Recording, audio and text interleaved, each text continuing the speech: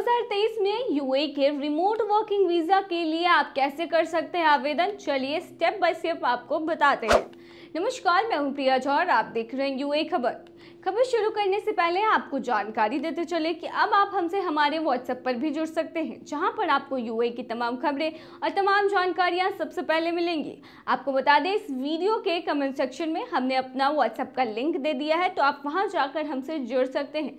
तो चलिए अब खबर शुरू करते हैं। संयुक्त अरब अमीरात ने देश में दूर से रहने और काम करने के लिए पेशेवरों और डिजिटल नोमैड्स को आकर्षित करने के लिए एक रिमोट वर्किंग वीजा कार्यक्रम शुरू किया है। आवेदन करने से पहले यूएई सरकार की आधिकारिक वेबसाइट पर जानकारी की जांच करना या नई डिटेल्स के लिए यूएई दूतावास या वाणिज्य दूतावास से परामर्श करना आवश्यक है।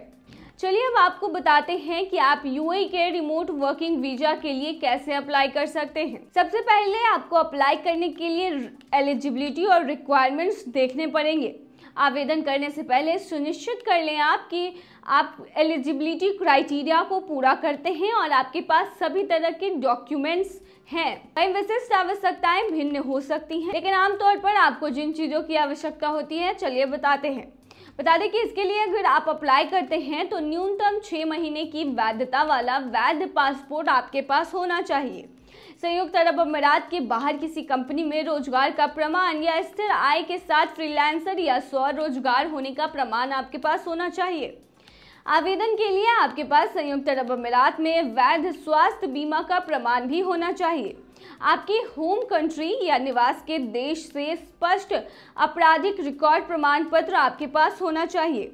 आपके प्रवास के दौरान यानी वहां रहने के लिए अपना पर्याप्त धनराशि का प्रमाण यानी कि प्रूफ भी आपको देना होगा कि आप वहां रहकर काम करने में सक्षम हैं। वही बता दें, यूएई सरकार द्वारा आवश्यक अन्य दस्तावेज भी हैं जिसको आपको देना होगा।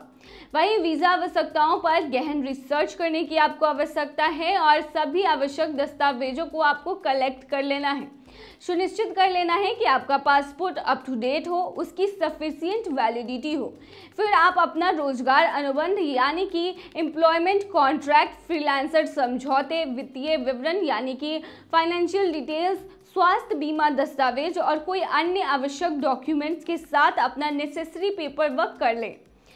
फिर उस उपयुक्त चैनल की पहचान करें जिसके माध्यम से आप वीज़ा के लिए आवेदन कर सकते हैं। मतलब है कि जिसके थ्रू आप वीज़ा का अप्लाई कर सकते हैं, वैसे चैनल को आपको ढूंढना पड़ेगा। आप सीधे यूएई सरकार के आधिकारिक पोर्टल के माध्यम से आवेदन कर सकते हैं, या यदि यूएई में आपका कोई नियोक्ता या प्रायोजक है तो वे इस प्रक्रिया को करने में आपकी हेल्प कर सकते हैं। वहीं आवेदन पत्र पूरा करें और इसे सभी आवश्यक दस्तावेजों के साथ निर्दिष्ट आवेदन चैनल के माध्यम से जमा करना होगा। आपको किसी भी देरी या अस्वीकृति से बचने के लिए आप ये कंफर्म कर लें कि आपका डाला गया इंफॉर्मेशन और अटैचमेंट्स गलत नहीं है, इसीलिए आप इसका दोबारा जांच भी कर सकते हैं। वहीं यूएई सरकार के नियमों के अनुसार आवश्यक वीजा आवेदन शुल्क का भुगतान करना होगा आपको। फिर ध्यान रखें कि फीस वीजा के प्रकार और आपके प्रवास यानी कि रहने की अवधि के आधार पर अलग अलग हो सकती है। वहीं वीजा के लिए प्रोसेसिंग का समय अलग अलग हो सकता है, उसमें कुछ वीक से लेकर कुछ महीने तक का समय लग सकता है। इस अवधि के दौरान आपको पेशेंस रखना होगा। जब तक कि आपका वीजा एक्सेप्ट नहीं हो जाता है तब तक यात्रा की व्यवस्था ना करें। वहीं